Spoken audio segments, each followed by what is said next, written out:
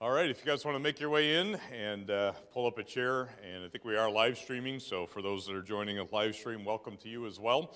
And we're just glad to be able to have another session here from David Halevi from Builders of Israel. All of you have heard me announce him before, so I won't take any time to explain more about him and his ministry. I think you're getting familiar with that already, but it's really been a pretty fascinating week so far, just talking about different things just regarding the nation of Israel. And the topic this morning will be focused on the Arab-Israeli conflict that we're still hearing about on the news regularly, and he's going to try to get into some of the history of that. I think it'll be a really informative and instructive time.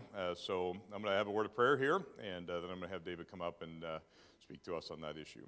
Father, thank you so much for the opportunity to just gather together this morning. I'm grateful for the physical refreshment that we've enjoyed from the food already, but then the spiritual refreshment of the fellowship of the brothers and the Lord here. It's just been refreshing, and we're grateful for the opportunity, and just pray, Lord, that you will just give us good understanding as we look into these principles from history, and as well to just try to get your perspective on these issues. And so give David clarity and just help him to speak truth during this time, and just give us good understanding. And I just pray that we'll be able to just understand what our faith and obedient response will be to these things. And we ask these things in Jesus' name, amen. Just so you know, we will still have a prayer time once David's done. We got a few prayer requests that we'll share and just allow you to pray in groups like we normally do at our men's breakfast. So, but for now, I'll turn over to David to come and speak to us.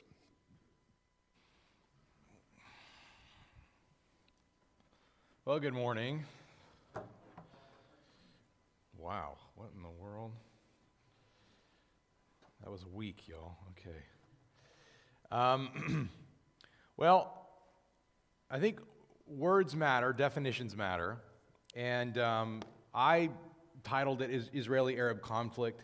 This is mostly how people frame it, but I don't think this is really accurate, all right? So really what it is it's a Islamic fundamentalist faction that is ubiquitous in the Middle East among some Arab countries, most Arab countries, but also non-Arab countries. So Syria, Turkey, not necessarily Arab in origin. So I don't want to make this an Arab-Jewish talk, okay? But this is just how most people frame the conflict, at least historically, okay? This isn't about Arabs and Jews. This is about something that has been going on since the beginning of the nation of Israel's creation, which is a supernatural ambition by Satan to wipe the Jewish people off the face of the earth. And the current rendering of that, if you will, is by using Islam to attempt to do it, all right? But before Islamists controlled much of the Middle East, it was other factions. It was Rome, it was Greeks, it was Assyrians, it was Babylonians. So no matter what the time period of history, there's always been a faction of humanity from the nations outside of Israel that were trying to control, oppress, or eliminate the Jewish people, all right? So I want to be really clear about that. I'm not talking about Arabs in any kind of bad way. We are going to talk about Arab people, though, all right? I have many friends that are Arabs. I have Muslim friends that are Arabs. I have Christian friends that are Arabs. We get along fine, okay? So that's not what we're talking about this morning specifically, is just the modern history of conflict between Israel, or really even the Jewish people. We'll kind of start even before the renewed state of Israel began, and Arab Muslims surrounding her that would wish her not to exist, okay? So I want to be clear about that. Got to do the double clicker thing here. Okay, hold on a second. So I think, how did that work? No, that didn't work right. Yeah, okay. So I think Prager University kind of, they didn't invent this, but they kind of made it popular, which I think is accurate. When we think about the Israeli, we're just going to call it the Israeli-Arab conflict, but I've qualified that framing now, okay? it really comes down to this. One side wants the other side dead. That's really what it comes down to. We have to understand that Islamists are involved in a death cult, okay? Within Islam, there is no value for life. It's extremely clear, not only in the actions of the people, which we can't judge a faith by the actions of the people, all right? We can go to countless times in, quote, Christian history where Christians went out and killed their neighbors, all right? The Crusaders adopted, as they went into the Holy Land, a motto of kill a Jew, save your soul, all right?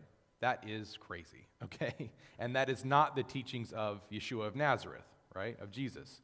So we don't judge the faith of Islam based upon the actions of the people who claim to adhere to it, but we can judge it based upon the teachings and actions of its prophet, which is Muhammad, right? So we're not going to get into this morning, but he did terrible, terrible things. Yeshua taught love your neighbor. Muhammad taught subjugate your neighbor and kill them at any, to bring them into, if they don't want to come into Islam, we're going to eliminate them. That's a very abbreviated explanation. But so this is really what it comes down to. One side wants the other side dead. If Israelis, and again, I should also qualify this, what is an Israeli? All right, I'm not talking about the nation state. I'm not talking about biblical nation of Israel, all right? Modern day Israel, which I do believe is biblical Israel, we're going to talk about that tomorrow at some length. And if you have questions about that at the end, I'm happy to address them. I don't have time to get into it this morning. But Israel today we have 2 million Arabs that live there. A percentage of those Arabs are Orthodox Christians or Catholics. We have 7.5 million Jewish people living there.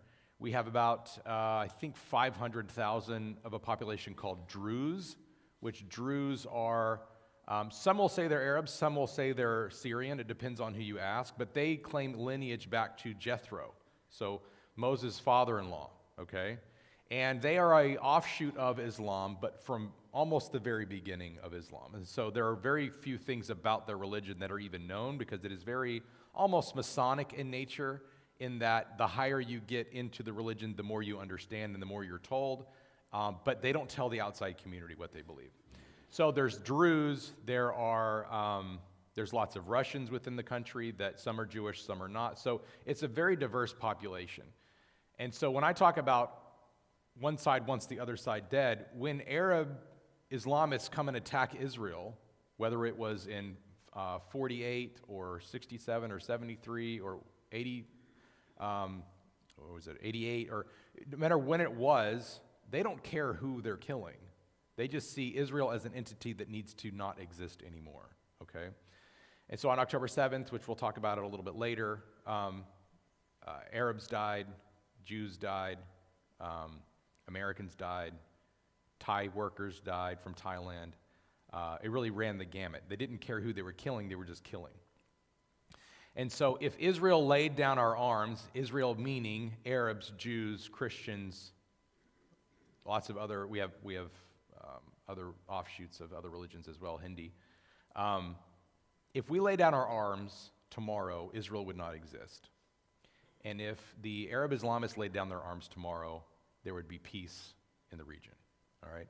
And that's the most simple way that we can define it. So that's the basic root of what's going on and what has been going on for some time. There's one more thing I'm going to say before I move on, which is I think a lot of times I hear people say, well, the Bible talks about, Ishmael and the Arabs and how there's never going to be peace between the Jews and the Arabs.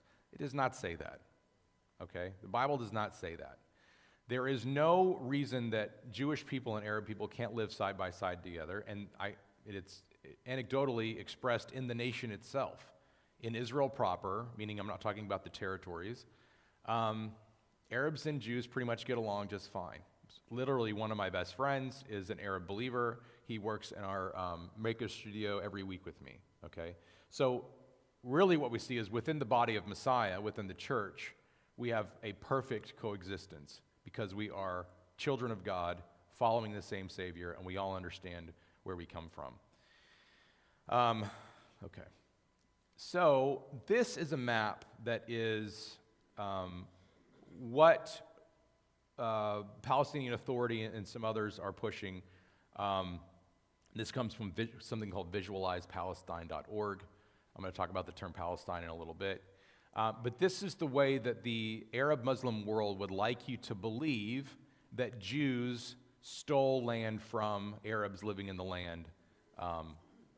But I think this map is a total fabrication. Why?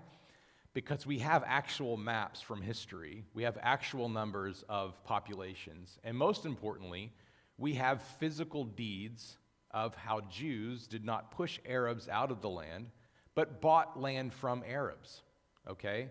That's another term we have to qualify. Here's the thing, y'all. This is an extremely complicated subject that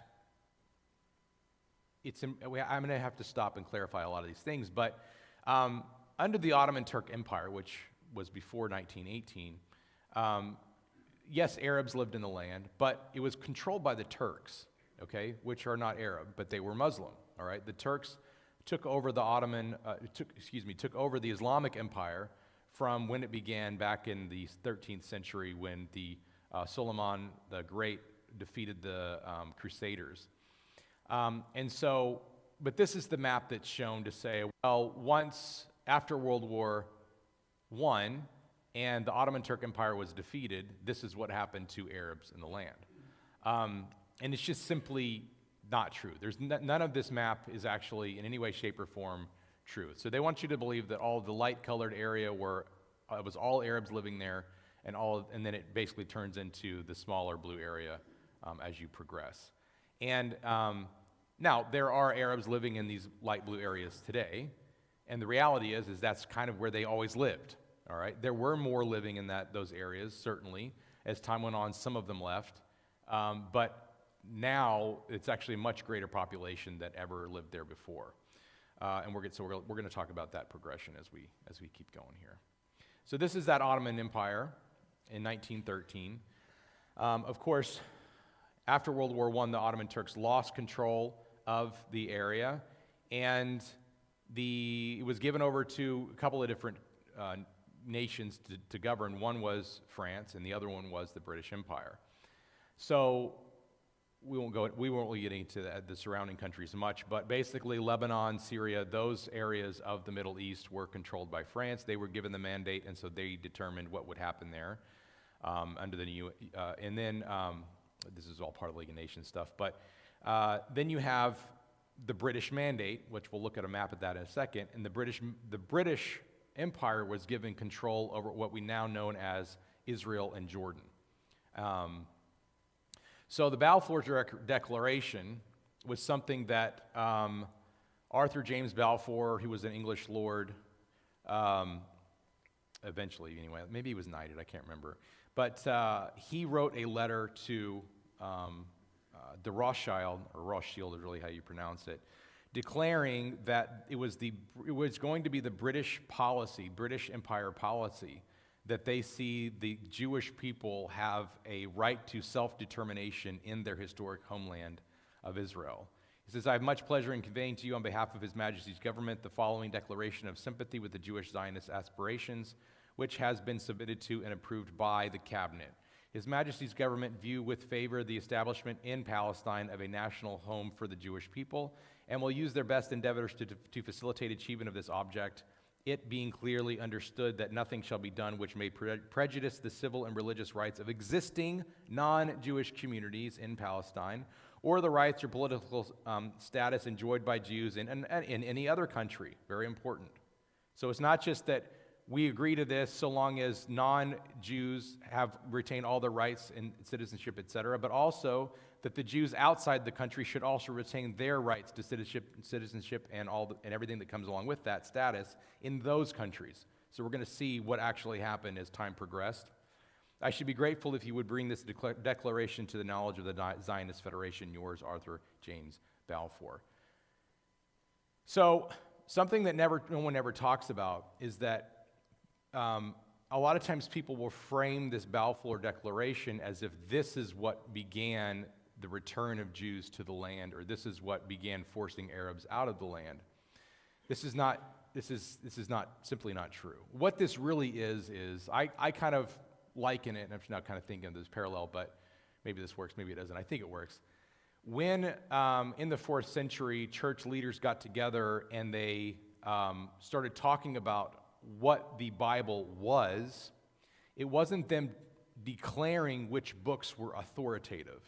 It was them getting together going, these are the books, right? We all agree these are the book. These have been the books for hundreds of years. We just want to kind of have a meeting about these are the books of the Bible, right? And everyone's like, yeah, okay. So they weren't making the books of the Bible authoritative. They were recognizing something that had already occurred, all right?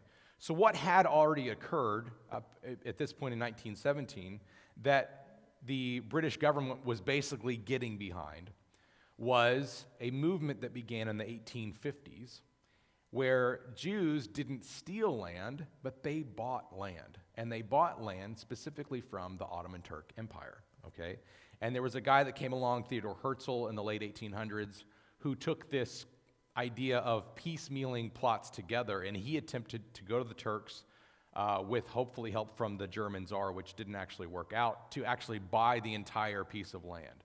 Because he recognized, along with everyone else at the time, like Mark Twain writes about it, that this was a completely desolate piece of area of land, and nobody wanted to live there, including the Ottoman Turks. There was a very small Arab population. There was an even smaller Jewish population at the time. And Herzl thought, well, we're just buying these little plots of land as we go along. Why couldn't we just buy the entire area? It's actually not that big. It seems like we should be able to. They don't want it. Maybe they'll sell it to us. So he attempted to do that. It didn't work.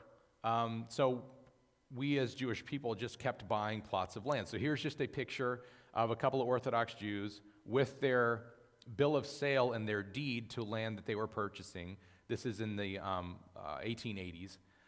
From Arab guy who owned land under the Ottoman Turk Empire. So even where I live today, the town that I live in, which was all of the land there was purchased from the Ottoman Turk Empire. And so it went directly from Turkish ownership to Jewish ownership under the Ottoman Turk Empire. So let's see here. Do I want to read this? Yeah, this is important. Okay.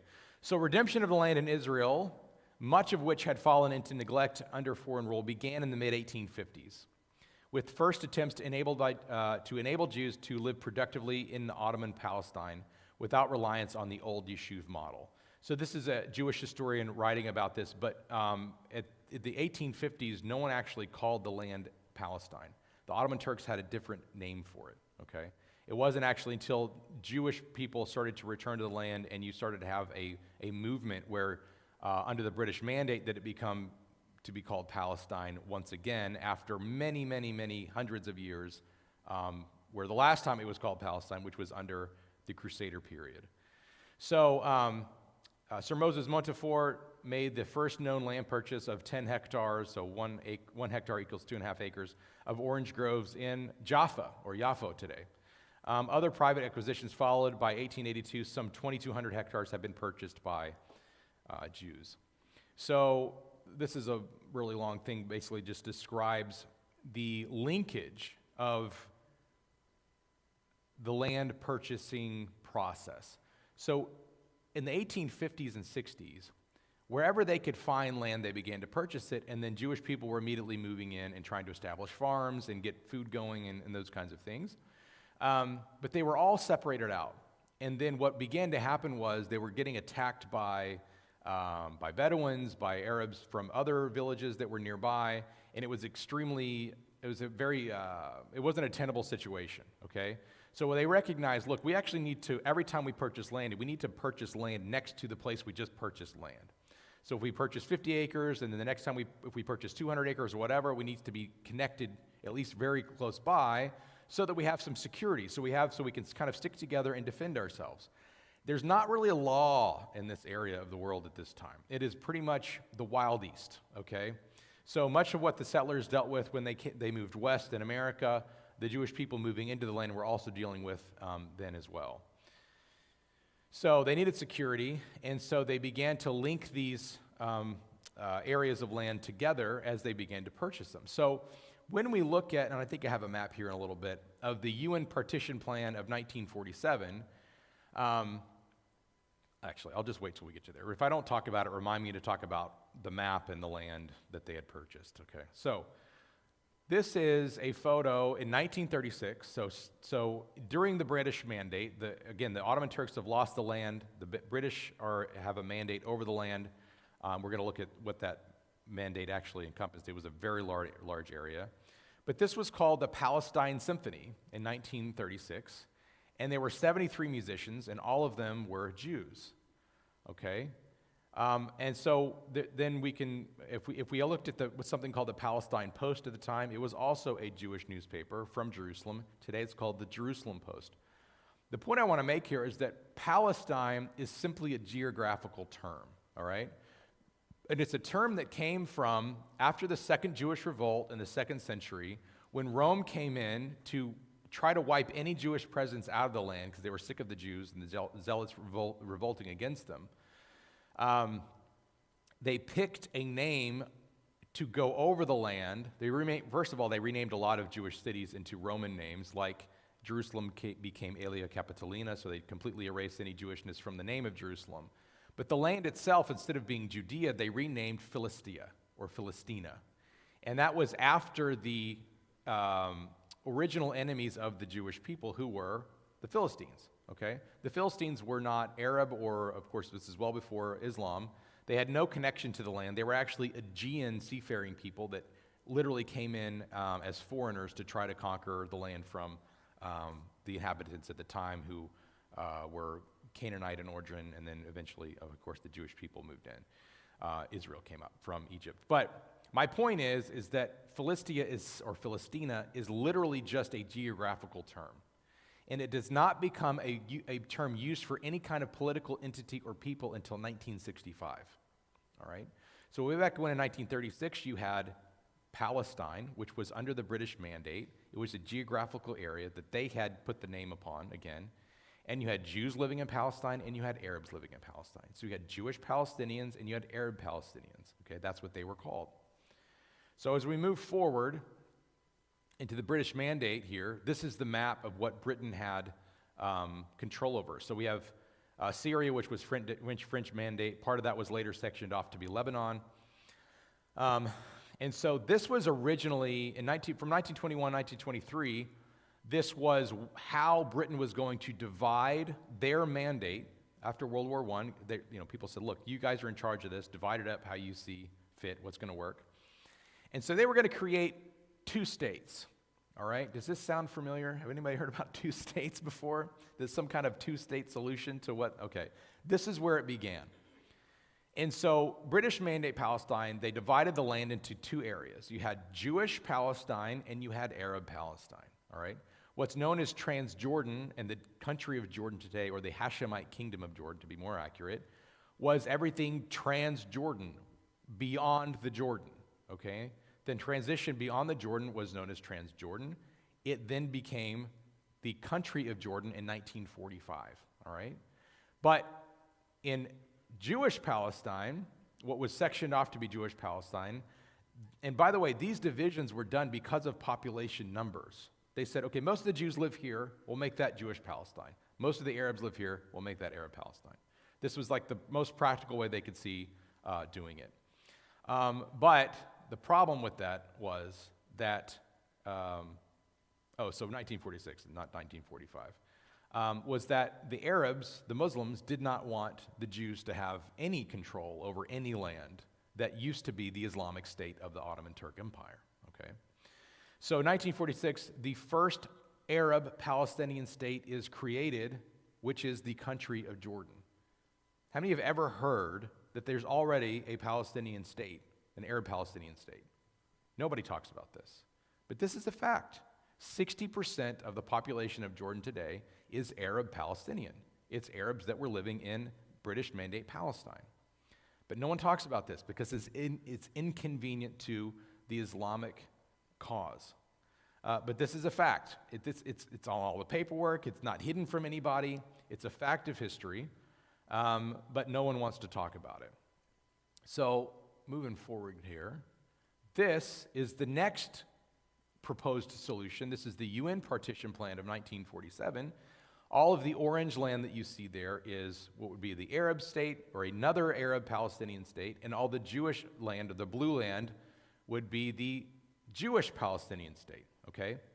I have friends today that I play golf with that were born, and they literally call themselves Jewish Palestinians, okay? They were born in 1946, a couple of guys I play golf with in Israel. And so, kind of as a joke, even though we're called Israel now, they say, oh, I'm Palestinian, because when they were born, they had Palestinian passports. They had Palestinian documents because they were born under British Mandate Palestine.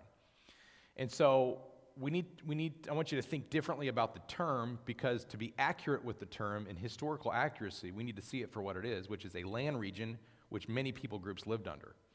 So this is the partition plan which was proposed, and the problem with this was that the Jewish people said, you know what, it's not great, it's literally half the amount of land that was under the last partition plan 20 years ago, but we'll accept it.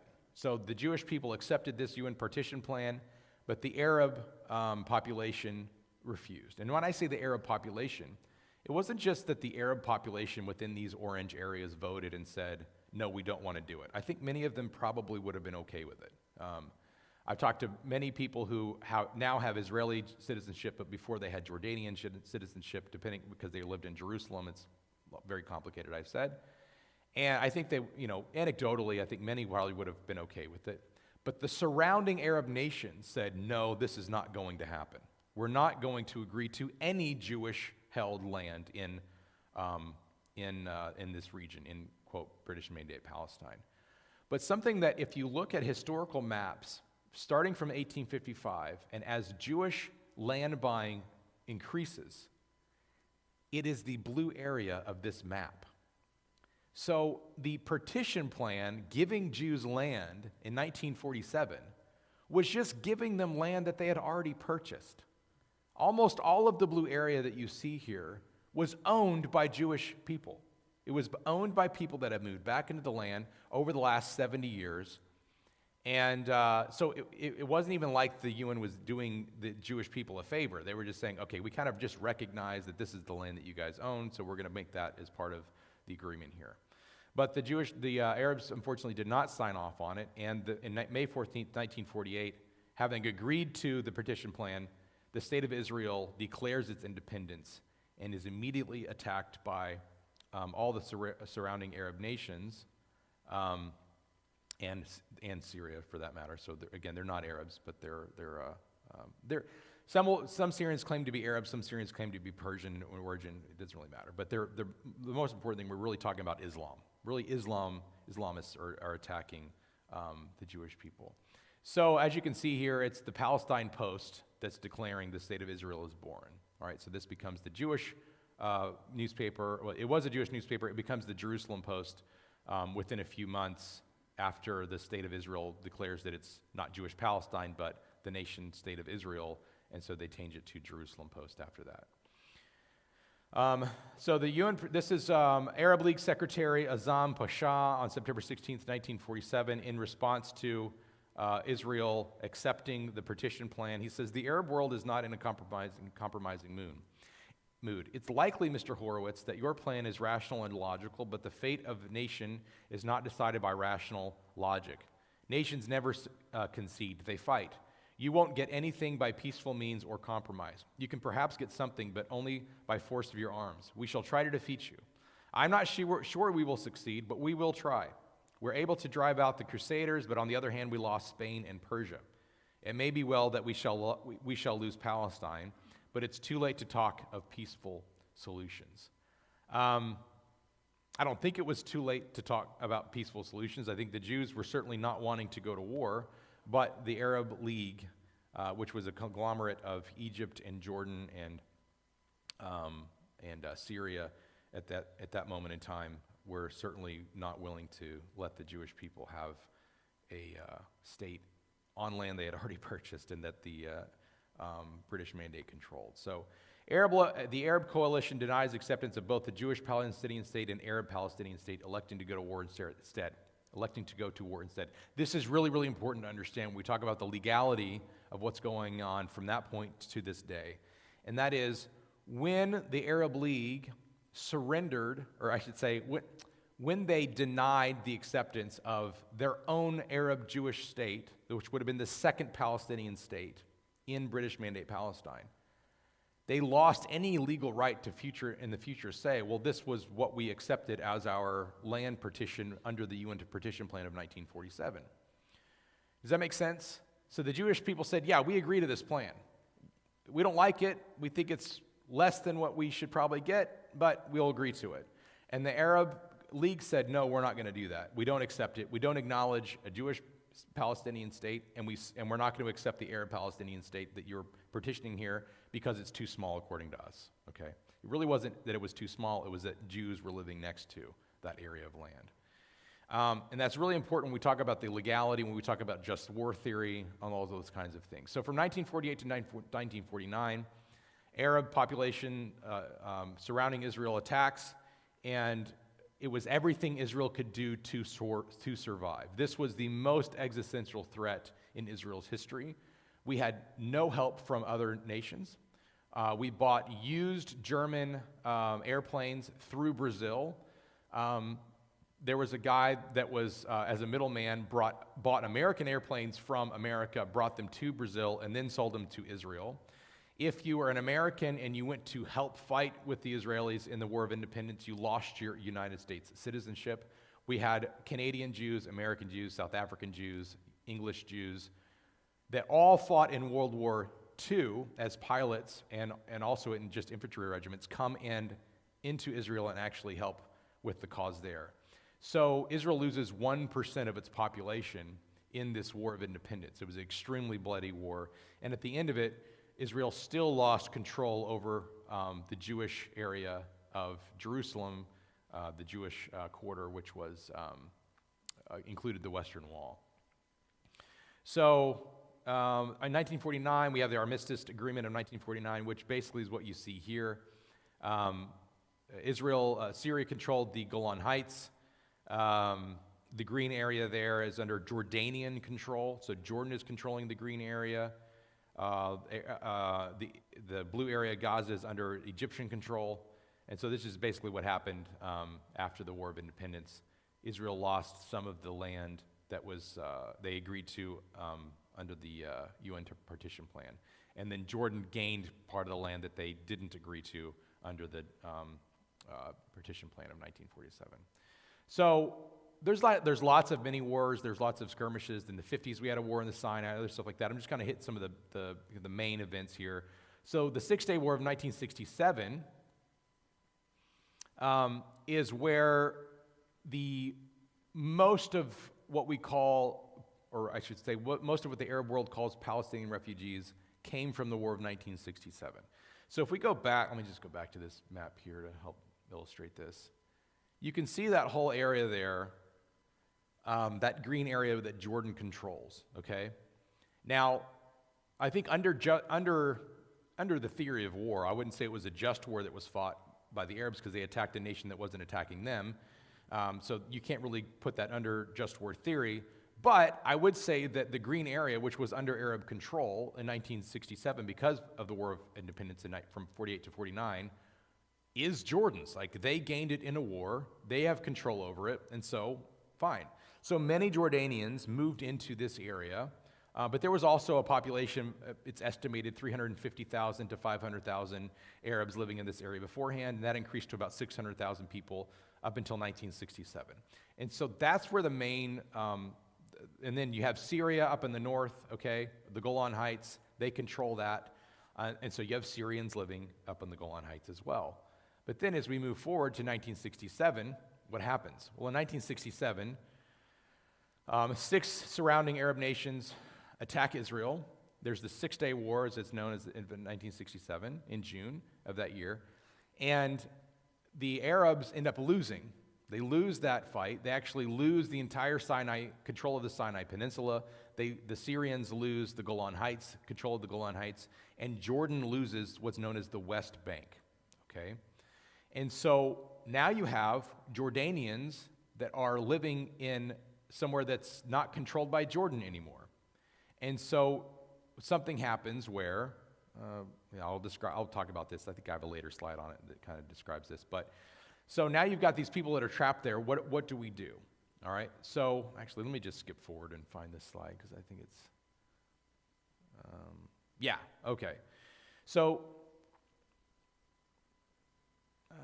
Let's see here. Okay. Since most were Jordanian citizens fleeing an area under Jordanian jurisdiction, there's jurisdiction up to that time to another, it is more accurate to describe these people leaving as displaced persons and not refugees. Okay. Now again, most of the people living in the West Bank under Jordanian control are what? Jordanian.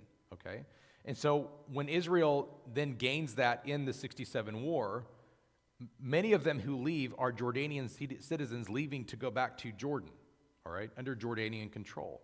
So I think it's more accurate to describe that population as being displaced persons rather than refugees. But what does Jordan tell them? As for alleged expulsions, so allegedly that people were expelled from the area, most, if not all, West Bank Arabs who fled to East Bank Jordan after the war did so of their own volition. Often they or their families were originally from the East Bank, or they were civil servants or pensioners afraid they might lose their Jordanian income if they stayed under Israeli control. Now, the New York Times reported June 11, 1967, that Jordanian radio broadcast urged people not to flee, indicating this was a matter of choice, not compulsion. The refugees are on the move in spite of repeated Jordanian radio broadcasts that say to the Arabs of the West Bank, do not desert your homes, be patient, be men, and do not desert your homes, be patient, do not create another refugee problem. And, although Arab regimes claimed that Israel was expelling thousands of West Bankers, a Times reporter found no supporting evidence. At no time during a number of long talks with Arabs in this area was anything said to support Arab charges that the United Nations that thousands had been forced to cross from the Jordan of the West Bank area occupied by the Israelis. War brings, okay, so the point, and we actually have video footage of Moshe Dayan, who was a general of the Israeli army, standing at the Alabi Bridge, which had been severely damaged during the war. The Alabi Bridge goes between, at that time, Jordan and Israel, begging the Arab population not to leave. He says, don't leave. You can stay in your homes. You don't have to disrupt your lives. You have full freedom under Israeli, governments. Please don't leave. Yet they left anyway. Okay, so that was their own decision. It was not something that Israel was forcing them to do.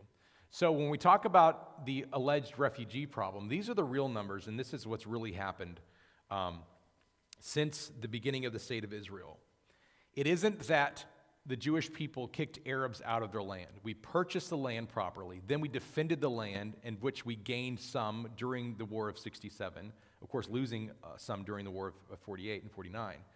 But when we look at what has actually happened in history, it is Jewish refugees from all the 53 surrounding Arab countries that were forced to leave.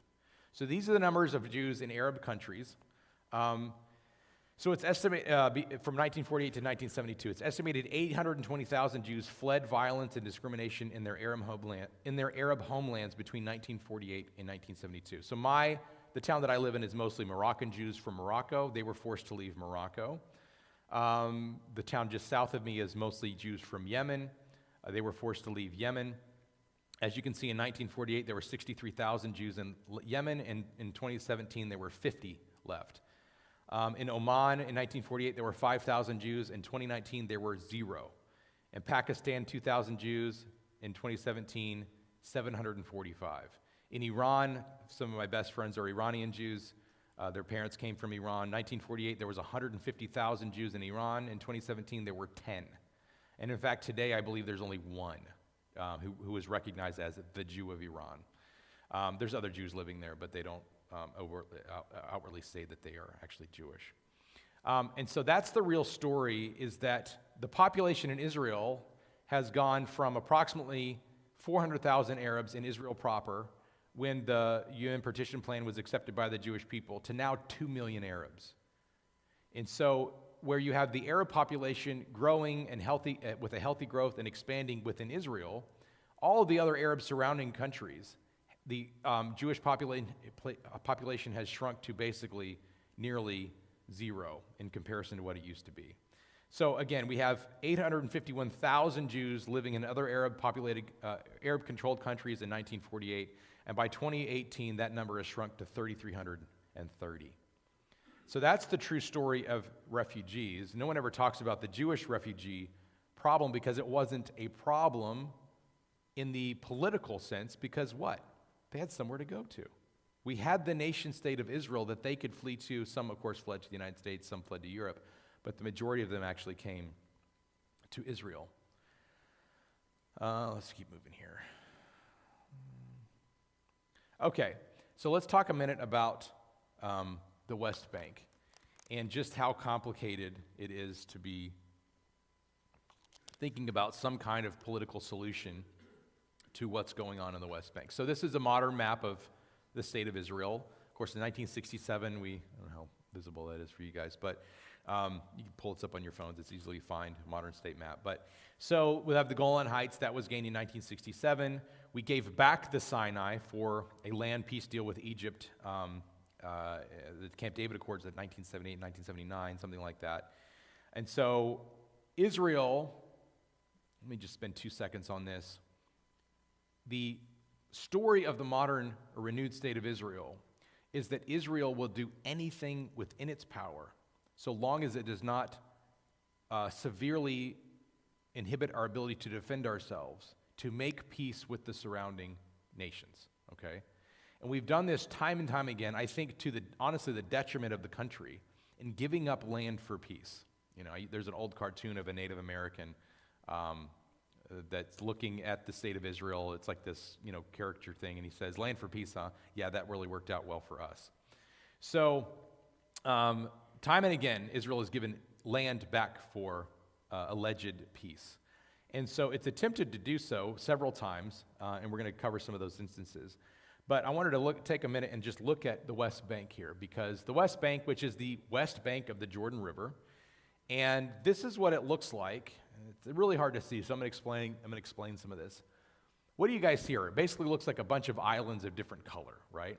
So the orange area there is called Area A, and Area A is territories under Palestinian Authority control. The Palestinian Authority is the modern rendition of something that was the PLO, or the Palestinian Liberation Organization, which is universally recognized as a terrorist organization, but yet they are the controlling body of the West Bank over Area A. So they have a security force there. They are completely in control over everything that goes on. Elections, power, water, everything in society. So they literally govern the orange areas. Area B is Palestinian, which is the yellow area, is Palestinian Authority is responsible for social and civil services only. So Area A, Israelis are not allowed to go into Area A. It is illegal for us to go into Area A. So you want to talk about apartheid, it is Jews who are actually kept out of Arab areas, not Arabs kept out of Jewish areas.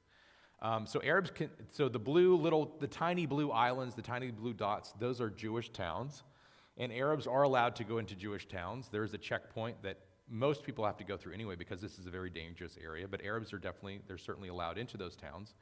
But Jews are kept out of the Arab areas. The green area is nature reserves. The purple areas, this is special case stuff. So Hebron is a purple area, and this is a place that's both governed by the Palestinian Authority and the Israeli army.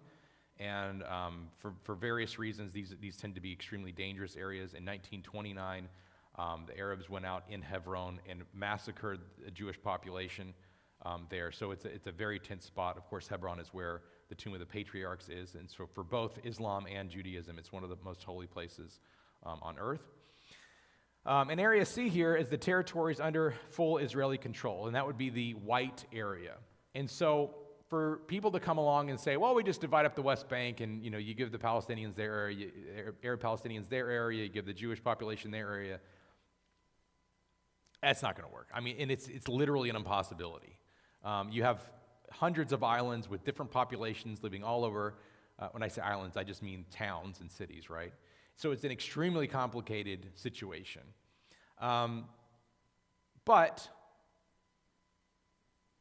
So that's kind of just a brief look at the complicated nature of that scenario. 1988, King Hussein surrendered claim to the West Bank, claiming PLO rightful owner. So anything that Jordan says about the area, they've relinquished any claim to it actually being under Jordanian control or Jordanian ownership. And so the only people claiming control of the land of the West Bank or Gaza or any of the other disputed territories are run by recognized terrorist entities. There is no sovereign entity that isn't recognized as a terrorist entity or terrorist organization over any control or having any control over any Arab population, either in Gaza or in the West Bank. So how do you deal with negotiating with people that only want to see you dead? And it is the stated purpose in their charters, whether it's Hamas or Islamic Jihad or the PA, the Palestinian Authority, that Israel not exist. That the stated goal of these organizations, that they are to wipe the Jews off the face of the earth. You cannot negotiate with that. So 5 times, we're going to cover these pretty quickly here, but 5 times the Arab has rejected international recognition of an Arab Palestinian state. Of course, no one recognizes Jordan as the current one. There's actually 2 Palestinian states that we'll talk about here in a second currently. But Arab, of course, Jordan was the first one, right? So the first rejection happens in 1937. The offer was the British offered the Arabs 80% of the disputed territory and the Jews remaining 20%. Despite the small size of their proposed state, the Jews accepted this first offer in 1937. The Arabs rejected the offer, resumed their violent rebellion, leading to further conflict and instability in the region. So this first rejection was a response to something called the White Papers. We kind of looked at that early map where you had kind of what looked like the modern state. That was going to be Jewish Palestine, and then the Transjordan, which was going to be Arab Palestine. So that's the first official rejection. The second rejection happens, of course, in 1947, which we already covered, but the UN voted to create 2 states, one Jewish, one Arab. The Jews accepted the offer, but the Arabs rejected it and launched an all-out war. And then we kind of covered that war in decent detail. 1967, the Six-Day War, Egypt, Syria, and Jordan launched a war against Israel, aiming to destroy Jewish state. Israel won a decisive victory, capturing Jerusalem, the West Bank, and the Gaza Strip. But then, instead of saying, look, enough, and Israel reached out and said, look, we want to, let's just solve this issue. Like, we'll give back the West Bank, right? We'll give back Gaza. We don't even want Gaza. In fact, Egypt argued extensively not to take back Gaza after they lost it because it was always a problem area for them. But instead of saying, yes, let's make peace, you guys whipped us this time, let's just, enough with the war, let's just get over it. The Arab League issued what's known as the 3 no's, which is no peace with Israel, no recognition of Israel, and no negotiations with Israel. So instead of paving a path for peace and future dialogue with the state of Israel between the Arab nations, they said, not only are we not going to do that, it is now our stated policy, not just to wipe you out, but there's no peace with you, there's no recognition of you, and there's no negotiations with you. And so this is what, when normalization, quote unquote, happens, specifically in the Abraham Accords, what normalization means is just for an Arab country to recognize the state of Israel's existence. All right, so that's why it was unprecedented for Trump recently to have al-Jilani, who's now the current leader of Syria, who is a Turkish puppet, into the Oval Office, the White House, because it has been United States stated policy to not officially engage with anyone who does not recognize Israel as its own sovereign state. And Bill Clinton also broke that in the 90s under the Oslo Accords. So the 4th and 5th rejections, 2000 and 2008, Camp David Summit. In 2000, Israeli Prime Minister Ehud Barak offered Palestinian Liberation Organization Chairman Yasser Arafat a Palestinian state in Gaza, 94% of the West Bank, and East Jerusalem as its capital. Arafat rejected the offer. In 2008, Ehud Olmert offered he offered the same thing to Mahmoud Abbas, who is the current Palestinian Authority leader, and he also rejected that offer. So for nearly 10 years, the Palestinians' Arab faction was offered, again, a terrorist organization leading the Arab population of the West Bank and Gaza, was offered its own state with half of Jerusalem, and they rejected it. Because this doesn't have to do with land, and it doesn't have to do with statehood. It has to do with Islamists refusing to recognize the Jewish people in their native homeland and the right to self-determine there. In 1993, although no public offer was submitted, under Clinton administration, talks were held between Israel and the PLO. This was under Arafat. 95% of the West Bank, East Jerusalem, additional lands in Israel proper, so even lands that they were never even held by Arab Palestinians, were offered to Palestinian leadership, and for 14 days, Arafat rejected every offer made for statehood. Because again, this isn't about land, this is about existence. So the second Arab Palestinian state, again, we already talked about the first Arab Palestinian state, which is Jordan, the Hashemite kingdom of Jordan. In 2005, Israel exits Gaza in a land for peace deal. Literally, some of my friends who were in the army of back then, who are also now still fighting in Gaza in this current war, were forced as their service to go into Gaza and physically remove Jewish Israelis from their homes so that the land could be given to the Arabs in some kind of quasi-peace, land for peace deal. This was supposed to pave the way for a land bridge between Gaza and the West Bank, which would connect the two populations. Instead of taking the literal tens of billions of dollars over the next 20 years and creating something beautiful and amazing on the Mediterranean Sea, which is where Gaza sits, the citizens within Gaza, under Palestinian Authority, they called it an election. It was really a coup where Hamas took over the Gaza Strip. And after that, instead of creating something beautiful and amazing, they spent nearly 20 years building 500 miles of underground tunnels, fortifying themselves under hospitals and schools and government buildings, and preparing to accomplish one of the worst massacres in Jewish history. So on October 7th, 2023, Hamas stormed Israeli Gaza border, murdering over 1,200 Israelis, citizens, Jewish, Christian, Arab alike. They beheaded people alive. They raped men, women, and children. They burned babies alive in front of their mothers before killing their mothers in front of their husbands. They tied dozens of women to trees in order to torture and rape them before murdering them.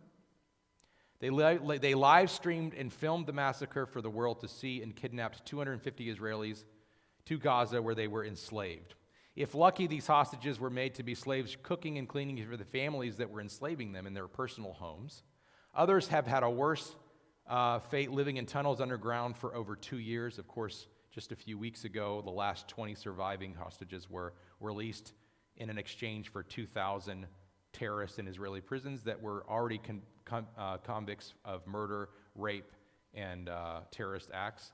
Those who have recently been freed detail intense starvation, light and rat infestations, and brutal physical and psychological torture. The most recent tragedy has revealed that the murder of Shira, Ariel, and Kafir Bibas at the hands of Hamas after being taken hostage, this is all filmed live, Israeli intelligence has revealed that Hamas murdered Shira's baby boys with their bare hands. Within weeks of October 7th massacre, worldwide protests took to the streets as Israel responded to defend itself. These protests weren't in support of Israel's right for self-determination, but in support of a global intifada that called for a further slaughter of Jews. And I hate to say it, but there have been many in the Christian community that have joined that chant, that cause. So, Israel was also attacked on 7 fronts with tens of thousands of rockets, suicide drones, cruise missiles, ballistic missiles, hypersonic missiles over a 450-day period where hundreds of civilians and over 1,000 soldiers were killed. 12,000 Israeli soldiers have been wounded. That's over half the number of Israeli soldiers ever injured in any war combined, just in this one war. So, what's the conclusion here? It's not about land, it's about existence. One side wants the other side dead. And after, which they won't complete their task, after radical Islam, which is a death cult, in their minds, when they succeed, which they won't because the Lord will never let it happen, you guys are next. okay? This isn't about the land of Israel. This is about world domination. This is about the most evil inception of any religion that's ever existed, dominating the world. It's a satanic death cult. And something I want to point out, which was very telling to me, is that as I watched the war unfold, and of course we're living there, I have 2 children in the IDF, my son's a combat commander. There's a couple of things. One I want to address first of all, that by all statistics, even if I use only Hamas numbers of civilian to combatant death, okay? By all statistics, this is the most ethical modern war ever fought. Even if I use Hamas's numbers, which I don't accept and I don't think they're accurate, but even if I use those numbers, it's more ethical than the Iraq-Afghanistan war. It's more ethical than the current Russian-Ukrainian war. What do I mean by that? It's because Israel values life above all things. We value life above all things. No, Israel's not a perfect nation. Most of us are unbelievers in the nation, right? But the way in which we conduct war is to prevent at all costs civilian casualty, which is basically an impossibility in the current situation in Gaza. But I won't detail all the ways that we go about doing it, but it's recorded. We record everything. Everything's videoed. All the operations that we do, we have video of, okay? And so, again, it's war, it's horrific, it's terrible, and people have died that unfortunately should not have died. But when I go back and I examine the World War II, the Nazi invasion of Europe, the Holocaust, a couple things that I've noticed, which we haven't seen in this war in regards to, if we want to compare Nazis with Hamas and the citizens of Gaza.